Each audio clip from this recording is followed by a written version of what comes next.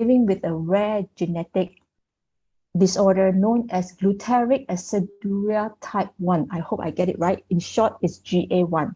And I believe that Andrew and Thien Nee will be walking us through how they journey through dealing and managing the crisis they have had encountered. So should you have any questions, do post your questions on the chat box. Make full use of it while we are all here. Let's make this time as interactive as possible. Also, it will be great if you can switch on the camera, yeah, and that will be encouraging for the speakers and to have some interaction with you. So post your comments too if you have words of encouragement as well. So Andrew and Thien Nee, I'll pass the time to you, yeah? Thanks, Elaine, and hi, everybody. As you know, I'm Andrew, and this is my wife here, Thien Nee. This is how she looks like.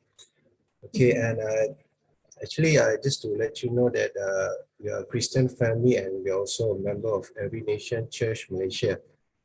Okay, apart from Elaine introducing us, we also like to give a little bit of introduction on our background. I'm originally from Subang Jaya, and my wife is from Kelantan. We met each other in church, and we are married in 2007. So by 2013, we had 2 girls actually. That's where the family life had just started.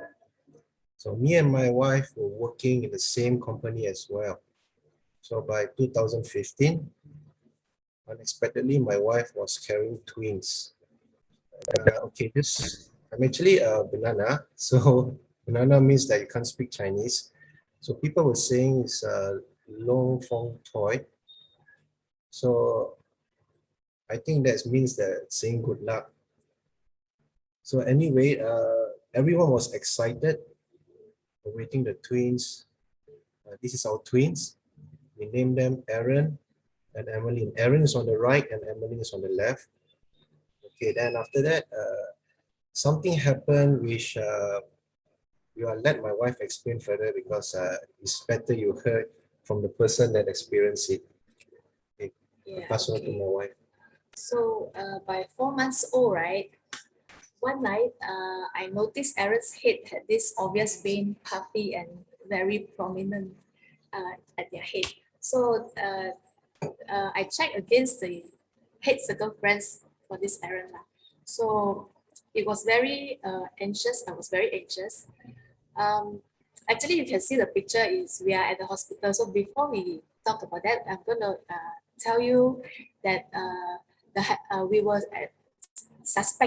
we suspect that Aaron had this hydrocephalus. So what is hydrocephalus? We were thinking that maybe that he has a tumor or a brain cyst that is blocking part of the fluid that is going on in the head. So the head will grow big and big, So we were worried of that, but Emily was fine. So basically, both of them were feeling very well. There were no sign of illness, except that Aaron was quite sensitive to sound. He was easily shocked and often dropped to the pillow during tummy time.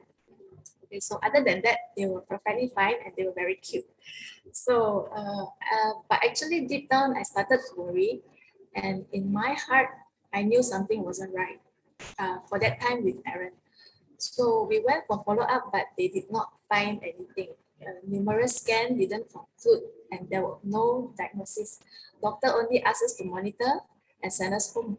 So there wasn't any blockage after the scan. So we ruled out hydrocephalus. But on the 24th of August 2016, I can still remember that date very, very well. Because on that night, the twins didn't wake up after feed. They slept longer than usual. Okay, so but eventually Aaron woke up. Aaron did woke up, but he had this unusual crying pitch, which was very high pitch. When he woke up, suddenly he just couldn't suck anymore. He just like, he was very hungry, but he couldn't drink his milk. So we rushed him to the hospital with my father-in-law, Andrew, and my mom. While at the hospital, suddenly I got a phone call. We got a phone call from my sis and my father, who was taking care of Emily that time. And they told me Emily was also having this very weird behavior. She was looking at one side, not responsive, just like freeze, not even blinking. So actually later on we found out that she was having a fits. Okay, so when rushed Emmeline to the ER, when I saw Emmeline in the emergency unit of Hospital Kuala Lumpur, at one end is Emmeline, and the other room is Aaron, who we do not know what was the problem. So I was like left and right, running here and there. By the time I saw Emmeline in the ER, she was totally soft already. I carried her up. Her whole neck was, she didn't have the ability to lift up her head anymore. Okay, so that night itself, right, both kids, they lost totally their ability to crawl. They can't lift their head and they couldn't even swallow. It went totally soft. So both of them together, it's not one by one, yeah, both. So we spent the whole month in the hospital, and doctor finally found out they had this rare genetic disorder called the Glutaric Aceduria type 1, where in their body they are not able to digest a certain protein because they couldn't produce this enzyme. So it was like a shock to us because yesterday they were fine and today totally everything damaged.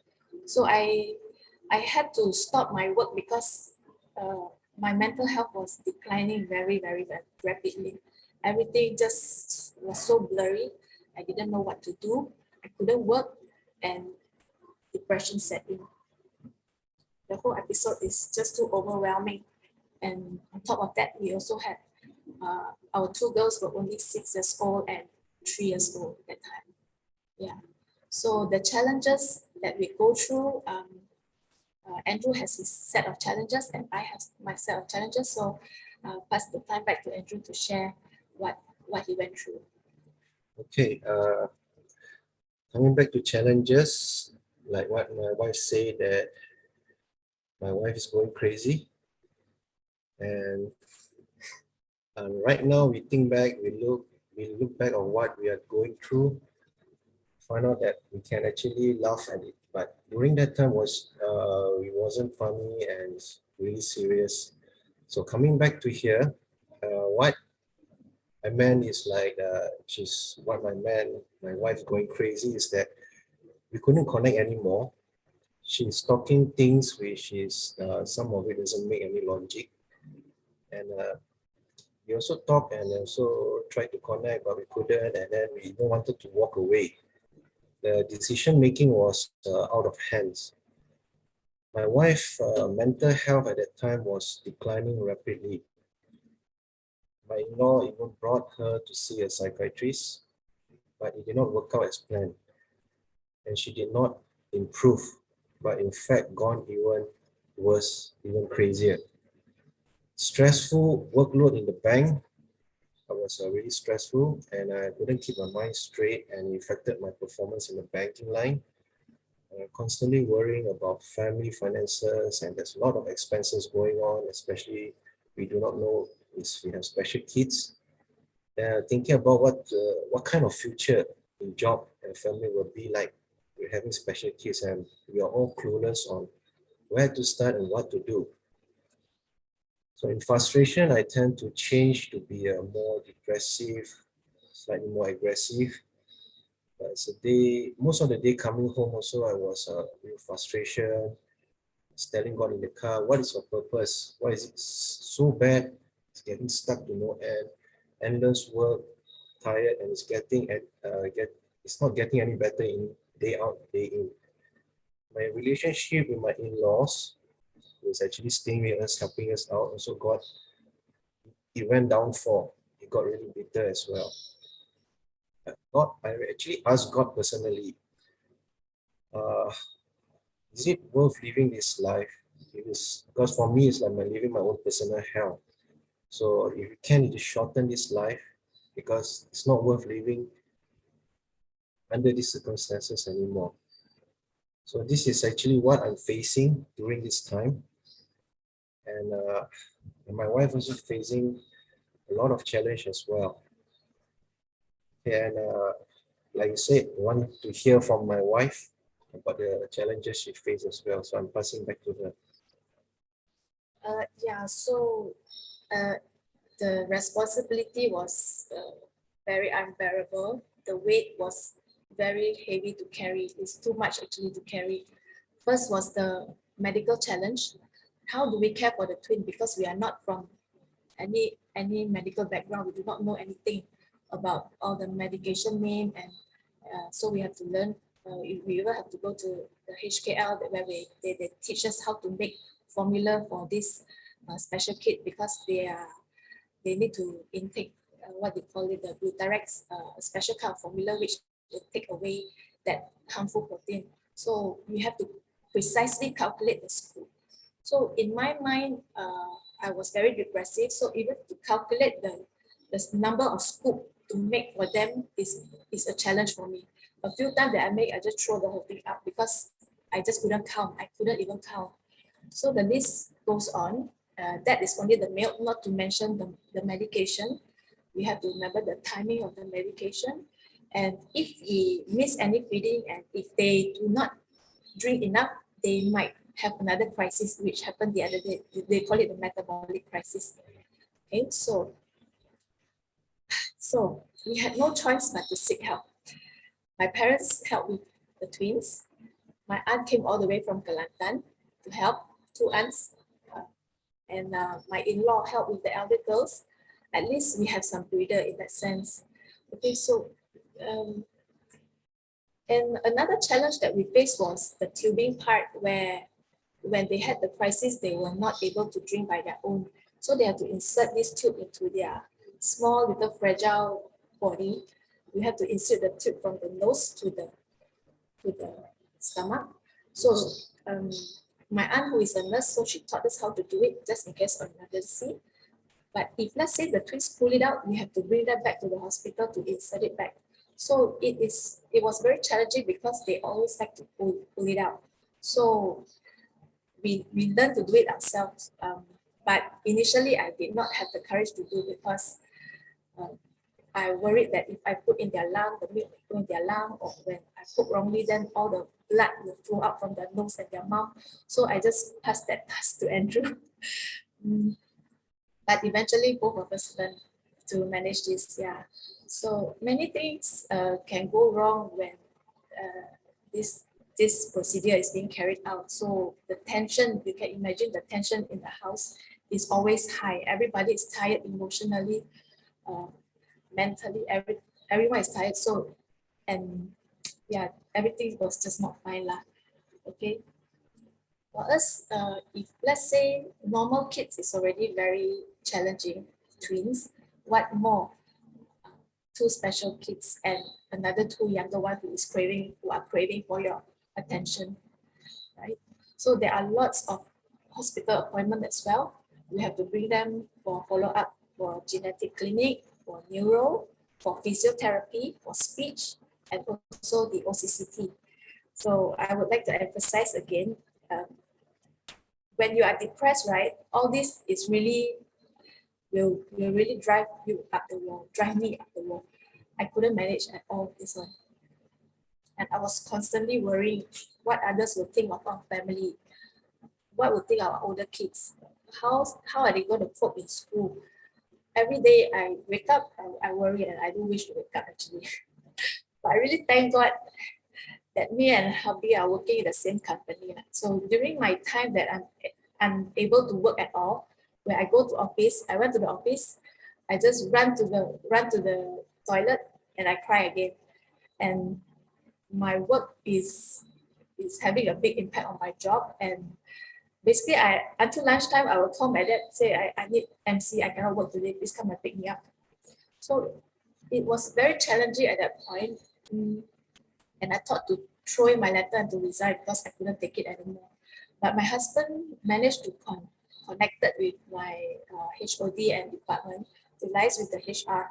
But they are so kind that they gave me 6 months career break and rejected my resignation. So they asked me to go back and recuperate.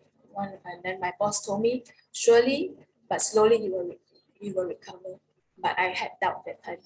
So for me, the biggest challenge, especially for all the mothers, the biggest challenge was to get out of depression.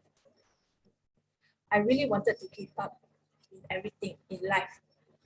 I remember telling myself being dead or the twin being dead would be a better option because at least you have a closure and you can move on. But this is like dragging whole life perhaps. So everything crumbled overnight. Our well-tidy house now is in a mess. Cockroaches, ants, too many people in the house, conflict, too many decisions to make, and there are too many bills to pay because of the backlog. When you're depressed, you just chuck all this away, and another month pass by, and then you get all the bills piling up. Nobody bother to settle it. So all this happened, and I constantly get panic attack and vomit, and also hysterical at one point. It was like trapped underwater, trapped underwater. But we know that this is a lifelong challenge. But we have a strong support, and I'm very thankful for that, for our family, for our friends, and our church. Yeah. So how do we deal with all these challenges? Pass back the time to Andrew. Okay, how do we cope with challenges?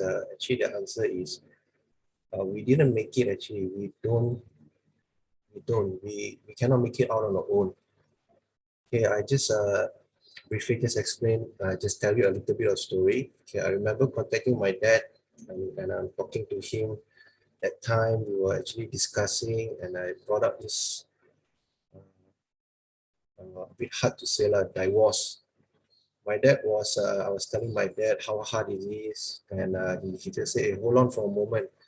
And then he says, before you do anything, he would like to try something. So he asked me to hold on and he will get back to me later. So, okay, so but I didn't really actually know what he was doing until, because we belongs to our church named Every Nation Church Malaysia.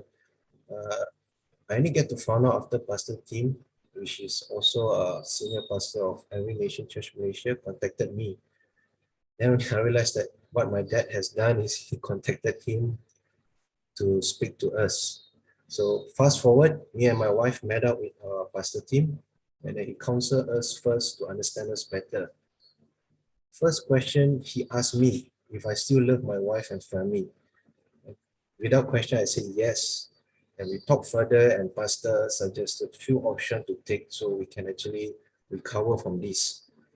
So, and then Pastor Tim then arranged for a meeting with both me and my wife's side of family and came together for support. We were so low at that time, we didn't expect much actually. But and then that thing started to happen, when after our meeting with families, with friends, and then we had support coming in like financial, because my wife couldn't work, so it would be a big strain if I'm the only one that is supporting the family. So also we had to thank the volunteers from the church came to offer to take care of the twins while we get some rest. One of the example, and friends dropping by and then giving encouragement. This is all way before the COVID time. So one of the blessings we cherish most is having a Filipino maid, Marilyn. Okay, I'll tell you a short story on her. She was actually coming home that time from Saudi Arabia after she finished her contract. She actually decided to not continue with the maid services. And however, after hearing story with our special twin, she felt that she needs to be here, and she herself have a disabled kids on her own. She came and she became more encourager and also supporter, and she relates her own child was unable to walk till the age of 5. And she strongly believed that with God's help, both our twins will and can recover in time.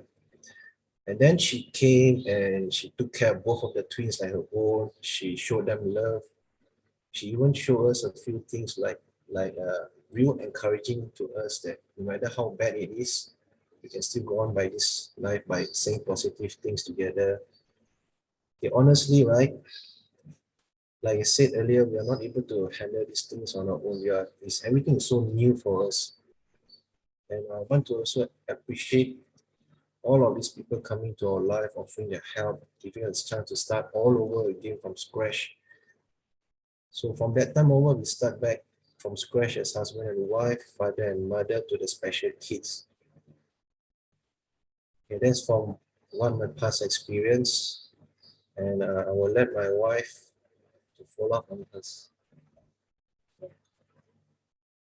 So how do we overcome the challenge? For my side, that time I was focusing too much on the problem. And I kept thinking how difficult it is to raise these four actually. But over time I realized if it's so hard for us, right, it's even more hard, it's harder for them. They can't even move when they are itchy, they can't even scratch themselves, especially Emily. So my focus slowly shifted from myself, from ourselves to the twin, and slowly to the community and to the people who are in the same boat. Okay, that's the turning point. So I have to accept and to decide. Once I reached the acceptance point, I decided to fight because that is the only way upward. We were going downward, down to the pit of everything. But if we do not get up, there is nowhere else to go. Okay, so I was very tired of being that low. So the battlefield in the mind is very real. We have to realize that no one can help us, the mind, except ourselves. We have to stop. I told myself I have to stop thinking what if, why, and I don't look back anymore. I don't look back. We should have brought the twin to another hospital maybe, or we should have, you know, seek for other help instead of like just listen to one doctor to monitor and the crisis happen. But I couldn't look back anymore because if I continue to look back, I'll be stuck there and I cannot move forward. So the picture of healthy twins made me cry. They were too cute, but they are still cute. So I need to move on because I realized that I need to move on because it is also hurting my husband, hurting my two elder kids, and also hurting my parents. Okay, like Andrew mentioned, we are not able to cope on our own. We had strong family support, friends, and church. So we learn to celebrate each milestone. We take baby step at a time. We live one day at a time. And for example, twin no sick day is a good day. Else, if Evelyn is sick, normally she will end up in the hospital with all the tubes all over again. So if she's not sick, she's at home, we are happy already. So another way to overcome the challenge is to have a change of mindset. Okay, think outward. For me, I feel that I shift the focus from our family, our problem, to serving our community, serving in church. And actually, when we do that, right, it's like a therapy to the soul. It's like we feel happy inside. I don't know why. I don't know how to describe it, but like doing this kind of session, it's a therapy for us also. So thank you for inviting us. Okay, I also listen to positive and Christian podcasts. So slowly it transformed my mind from being negative to positive. So we also have a learn to be thankful in every challenges. There is something to be thankful. Yeah. So even though the twins are disabled, I'm thankful that they are happy, especially Aaron. He's a happy kid. I'm thankful that crisis happened before they learn to walk, because if the crisis happened after they walk, I think it will be more torture mentally. Okay, and of course, I'm thankful for the free meal from the hospital, where we can get provided with all the supplies that we need for free. Otherwise, one small tin of that Glutaric is about 200 per tin. Not to mention the carnitine and all this medication, it's not cheap. Okay, and another way for us to recover from this challenge is to exercise.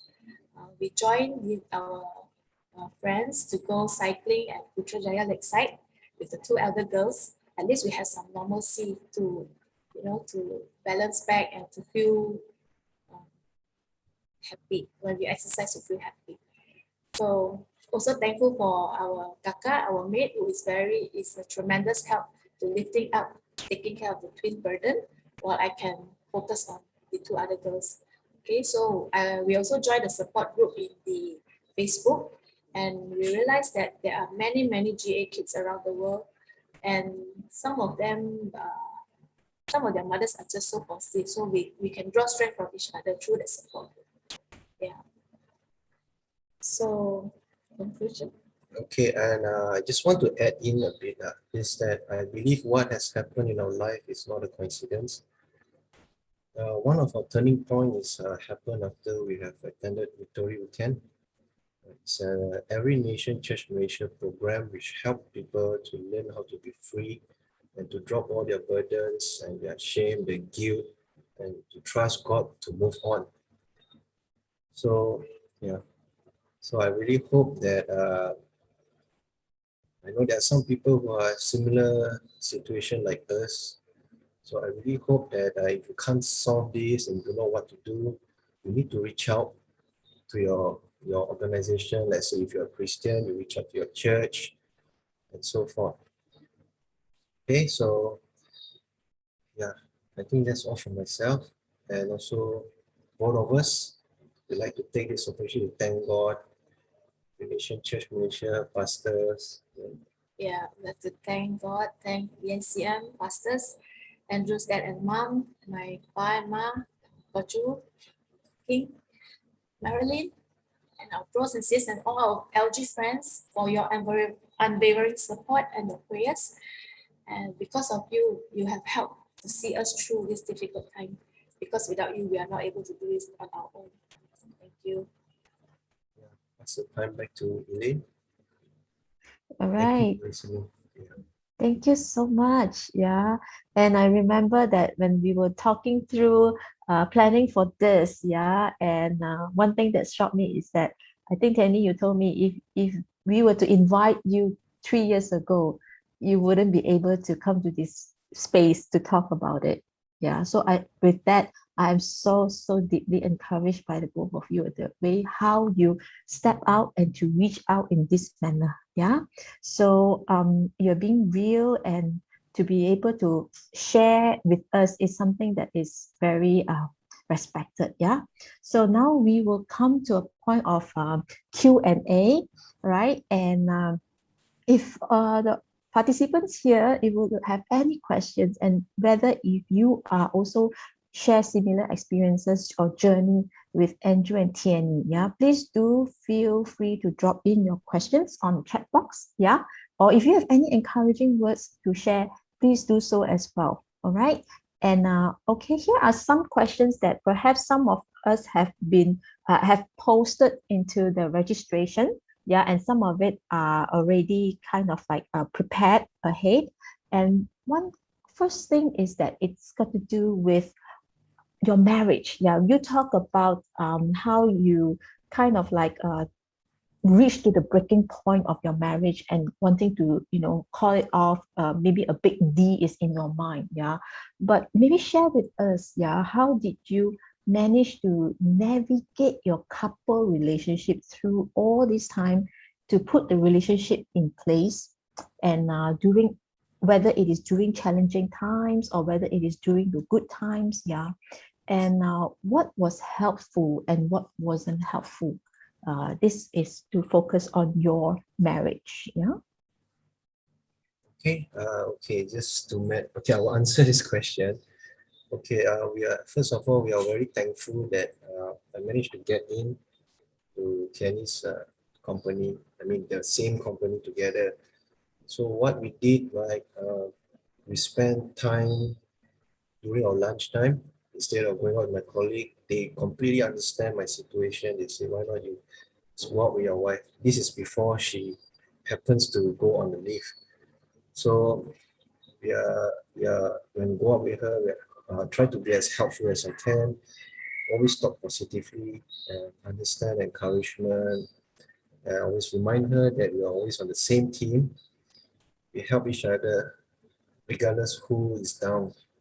And also I try my best, and we try our best to not point the finger, blaming each other if something goes wrong, because that is really not helpful. And I think this all little bit, day by day, in and out, it actually helps with the recovery as well.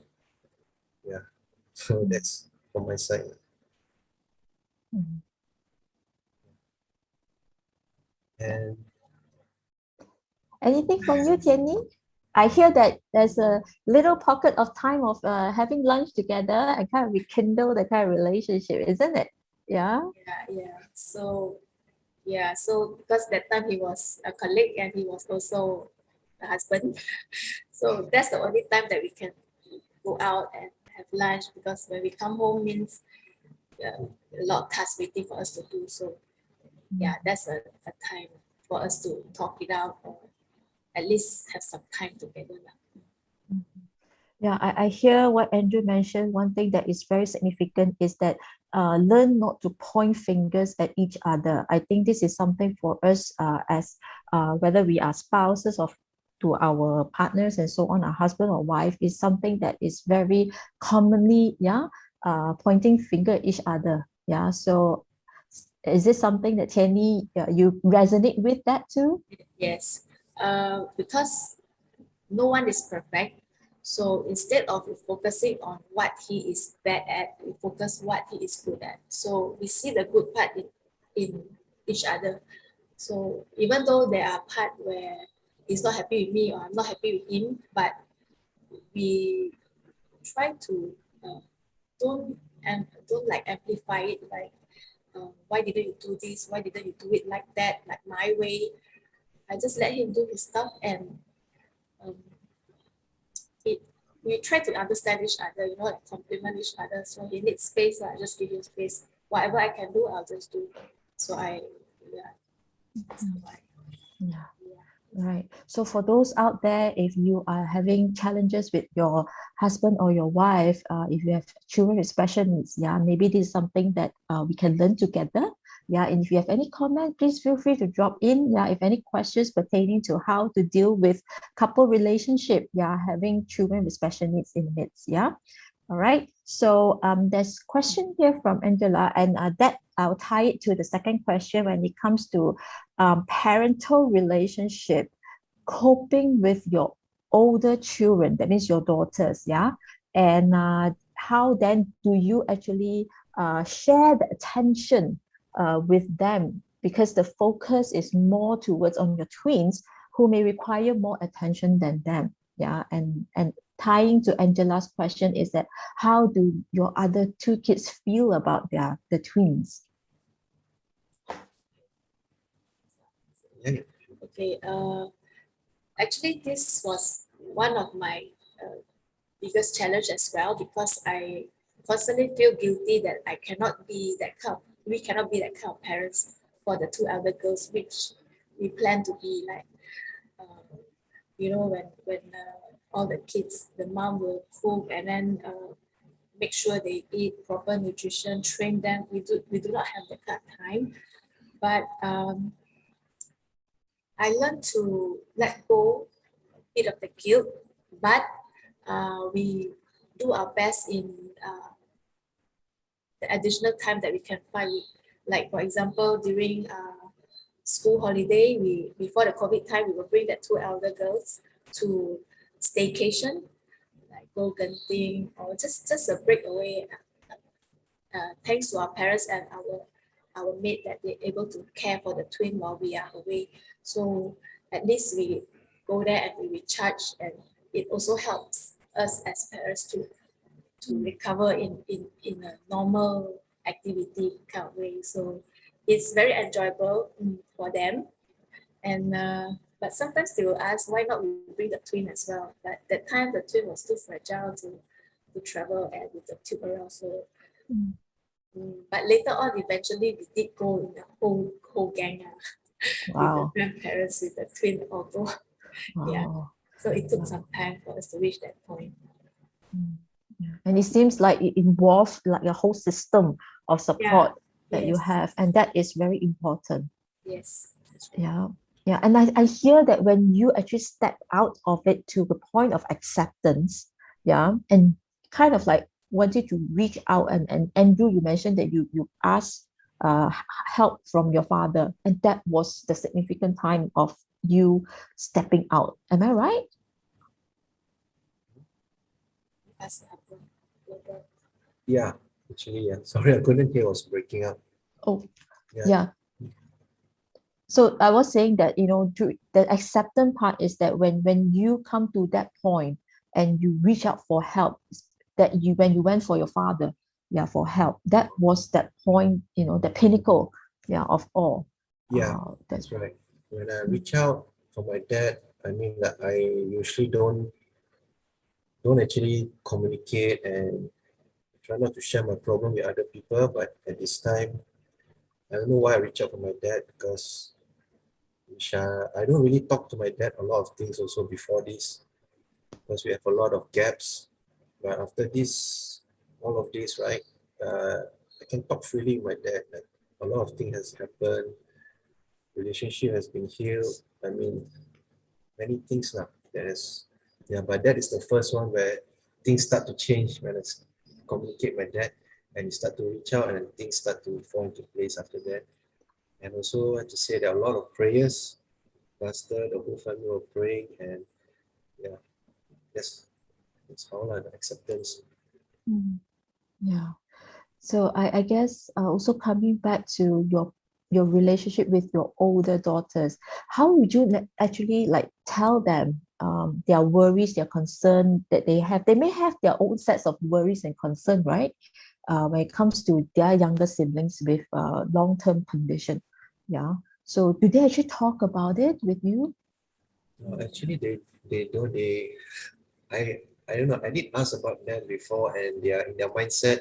The twin is special already, because probably they never seen them before that. So they were just happily playing with them, and every time they say like Aaron or Emily, or they just knew they couldn't walk, so they will Mm, actually bring stuff, bring toy to them, sit with them and play. Yeah. So I'm not yeah. really sure how they think. We didn't ask the question to them directly. So, but what you Right. can see, what our action, what we do for the twins, we have to tubing part. They kind of like, I don't know, get it. But I did mention to the girls that I told them that your brother and sister are special kids, so they need more attention. And hopefully, when you grow up, you need to take care of them. I will tell them, you need to help mommy and daddy take care of them. Yeah. Yeah. Right. So when you mentioned that, how was the response? Do they like with their childlikeness? It's Yeah, like, oh, okay, they never knew that, it's gonna be, yeah. a long-term thing. Yeah. Uh, Right. or now they will just ask to. I want to play with them. That's all. They maybe they are still too young. Mhm. Yeah. Right. Right. Thank you for that. So, fast forward to present, that means to this moment. Yeah. How would you describe where are you now in regards to your mental and your emotional well-being? Yeah. Okay, honestly, we are not out of the struggle yet. It's definitely getting better. Mhm. Yeah, our children are growing up, and I mean, like the challenge is changing. We grow spiritually to learn to depend mostly on more on God. Like for example, during that time, last time I didn't really believe in prayers, but when I started listing down checkbox, what I pray for, almost everything has been answered. One of it is to pray that my wife to not to be recovered, and not only that, she's to be a stronger person, and that has been answered. I pray for relationship with in-laws and people around me to be recovered, and that also has been thick. Relationship with my dad, my family also start to grow. Yeah, but we are not completely out yet, but you can see there's a lot of improvement has been, a lot of improvement has, yeah. We're actually motivated that God is always in control, Mm. and we fully trust in God. We cannot see the future, but He can see it, and the part is to trust in Him. Yeah. And Yeah. what keeps you going? What keeps me going is it's actually my kids, my family, my wife. I've been thinking about them. It's like what keeps me going, and also thinking of all those people that have helped us all this while. If I was to give up right now, all those will be wasted. I mean, like in vain. So this is all dear friends, family are also struggling together. And what Pastor Tim always tells us that everyone is standing behind you, supporting you. Please do not give up. So yeah, that's what keeps me going when I see people are actually coming in, supporting, even though sometimes feel like just can't go on, but because of every one of you guys, every one of friendship, families, keeps me going at least. Mm. What about you, Thien Nee? What Yeah. keep you going? As mom? Yeah. Yeah, it's of course for the children, also for the family, also for my parents, also for all of you. I don't know who's here, but thank you to whoever that's praying for us, because it is definitely working. Yeah, I felt happier, stronger, and to keep me going day by day, there are a lot of encouragement, like Andrew said. So people like the help just come from nowhere, like the Auntie Peggy, are you here? They just help us organize some funds to get the special chair for the twins. That is a big encouragement for us, because it's very expensive, right? The equipment, it's not only one, we need double of that. And also my company, the HR just contacted and said, hey, we're going to bless you with this kind of wheelchair, or anything that you need. Ask me to go get quotation submitted, and the fund just coming in like that. So that are the things that kept us going. And it is strange, because it's every time whatever need that we have is all being met. We thank you also for the church for prayer, and also for financial support from our parents. And you know who you are, yeah, the too many, yeah. Thank you. Yeah, thank you. That's what kept us going, yeah. Yeah. Right. It seems like, I think not just you live for yourself, but you live, together with each other, and looking at your children, your parents, and whoever that love you so much, and comparing to the point of time that you were actually at your breaking point, at your lowest peak. Yeah. And it is such a drastic change, I would say, if you were to look at yourself or each other at that time. Yeah. Right. And what Angela just asked is that, what caused you to not give up is basically, the love that you receive from Yes. your family member. Yeah, that was that turning point. Yeah, right. Okay, great. And I think there's one question from participant before we actually tune in, is that this is one big question that every parents or family or special children, yeah, with long-term health condition, yeah, would actually have this big question. What is or is there a plan for your kids when, you pass away, or you no longer on this earth? Is there a big question mark in your mind? And is there any plan? Yeah, I want to answer this question in two perspectives. One is humanly perspective. We would identify any immediate family members who is willing to help, I guess, because when we are not around, we definitely need somebody's help. So we will try our best to prepare financially and to identify who is able to help and make plans towards that. Yeah, and also, of course, there are two sisters. We will try to train them up to love the twin unconditionally. And also, if none family members are available, we can reach out to support group like the church, which is very important to us, and also Samaritan organization, maybe like the Kebajikan. I don't know if that is the choice that you have left. It's better than nobody to tend to them, right? Yeah, that is a human perspective. But for our spiritual perspective, I feel that it is only in God that we can trust, because He is ever present. When we are not around, God is still around to take care of Aaron and family. Yeah, so we learn to leave our trust in His hand, because He loved them even more than we love them. So I believe God will also find ways to take care of them. Yeah, and I also wanted to add, like, okay, as a parent, right, I feel there is our responsibility to show our kids on how to have a relationship with God. As from us coming from a Christian background, I did not actually know God until much later at personal encounter. And like what Jenny said, God really loves us so much, and He loves our children more than whatever we can love them. So if we can train them, show them like in our actions how we love God and do the right thing, having a relationship with Him, I'm sure after once we are gone also, I'm sure God will definitely look after them. They will have we have our journey. Our kids will have theirs, but we want to tie them up with having their walk, the journey with God. Yeah. At least we do that for them. Besides all the financial planning and whatever, at least we have a peace in our heart, like knowing that they will be taken care of also as well. Yeah.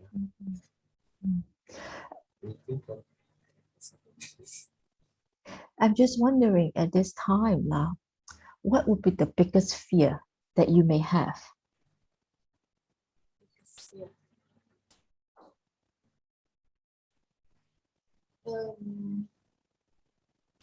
Actually, not much fear that we have now, but maybe I did think of this question: what if we do not have that special milk supply for them?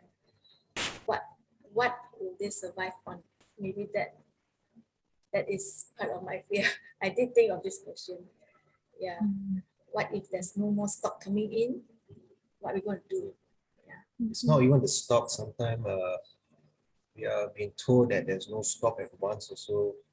And at the same time also, they were told also that we may need to fork out money for the milk, which is one can, it costs 200 a week. At that time, our financial wasn't very good. Yeah, so a lot of fears going on during that time. But as time grows, we learn to trust. We learn to trust God more, because everything happens for a reason, and when things happen, another things will happen. It's like we started to get milk and it's free. We get so many things like chairs. The kids, especially twins, need chair. Okay, and it's going to cost 1,000 over. And while we are thinking, okay, how are we going to save up for this? And then here comes Chinese auntie Peggy came, help us to link with the Lions Club. They gather the funds for the chair. And on top of that, I don't know I don't know what's happening. And when they start to outgrow it, then our company just suddenly say, Andrew, how can we do to help you guys? Wow. And then, do you need any, yeah, it's not just one time. Do you need any like equipment? The equipment start to trigger. It's like, oh yeah. So when we tell them, yeah, we need this kind of equipment, but they said, don't worry, we will get it sorted out for you. And they get it signed by all the HOD, and the fund just came in, and we get the chairs, we get so many stuff, and some of it also we get it through online. You know, when I don't know, believe or nothing, or Yeah, believe nothing. yeah, believe nothing, and this person was giving out a chair, standing frame, because like I don't know, the son is no longer using it anymore. Wow. And there are so many people ask for it. Just got it for free. Yeah, and when we ask, he said, then he asked, what is your condition? And some people say it's for their parents, from this, we say it's for special needs kids. They said, okay, you are getting it. So it's like, wow. So we got that, a few equipment to actually help them to stand on their own. So there's so many blessings, like in disguise that give us the motivation and also a trust that God is always there, God exists, He's looking out for especially special kids. Because God loves them more than what we love them. So that's why our fear from so much grows smaller and smaller as we grow in Him. And trust grows in Him. Yeah.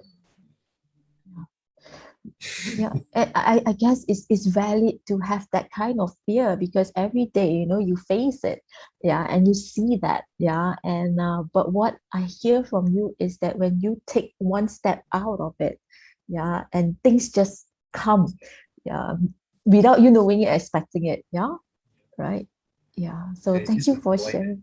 Yeah. So yeah, and I guess the foundation that there is this form of spirituality, yeah, and it's very important for the both of you to kind of like break through all that, yeah, and also knowing that in humanly, yeah, we do still feel that the challenges, as much on our face and on your face, yeah, but the spirituality, the foundation of that faith is very strong. I can hear from both of you. And I'm wondering that is that how you kind of like work through together as husband and wife too?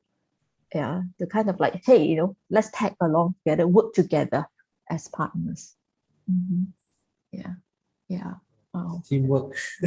Teamwork, Solo yeah. work. Yeah. That's right. That's right. So it's strongly encouraged for parents out there. If you have special needs family member in your family, yeah, teamwork is very important. Yeah. And before we actually end here, if there's other question from the participants, yeah, you can actually put in because we're coming to a Q&A if you have questions. And lastly, how would you encourage parents, yeah, who share similar journey with you both, and what would you say to them as to encourage them from the father or the husband perspective and from the wife or the mother's perspective? Yeah? Yes, okay, first of all, I want to tell that you have to decide in your mind that you're going to fight this.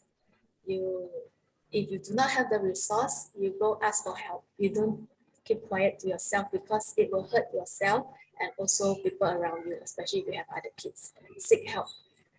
Okay, and do go for your exercise. Even if you're at home with special kid, you can't leave the home, for example, you can on YouTube and follow all the videos. Yeah, exercise does help. And you also learn to enjoy your kids because even though they are not perfect, but it is okay to be not perfect. Yeah. And for us, we continue to believe in miracle because we believe in miracle. We know one day if it's God's will for them to walk, many will be blessed. Many will be blessed by this testimony. But if it's not God's will, it's okay because we as a parent, we also learn so much in this life. And most importantly is we learn to look beyond this life towards eternity. We still have. Yeah, that's all for me. And from Andrew, Yeah. any That's- message? Any, yeah? That's Words of exactly what she said just now. Yeah. Very teamwork there. Yeah, it's actually Cannot compromise. yeah, actually yeah. Yeah, we need a balanced life as well. It's just not like focusing on one thing too much. We need to focus some of ourselves as well. Like what she said, we exercise, we do some workout, learn to enjoy our kids. Yeah, believe in miracles, trust in God, knowing that everything will be provided. Because I read one scripture before, they say that God could take care of birds in the sky, uh, and they do not have to worry about money or financial. They know they will get their food somehow. And God loves us even more than those animals that He has created. So what more should we worry so much about this? Yeah. So we learn to let go a little bit. Yeah. Let go. Okay. Right. And I guess there's one question from Mr. Steven there. Does the MCO lockdown impact you and family in any way? And how do you cope with challenges? I hear that you have exercise, you have how has that been for you for MCO? Yeah. Yeah, it does impact us quite a lot. I mean, maybe not for Thien Nee, but for me, because I do have to seek other source of income as well and trial here and there. So I do work in the gym and it was closed down because of MCO. So, and we do some, but overall managed to pick up a little bit. But during this MCO, we learn a lot of things as well, to be patient, have to love the family even more. I mean, like, because we're always at home. So we see each other every single time with the kids, twins. Yeah.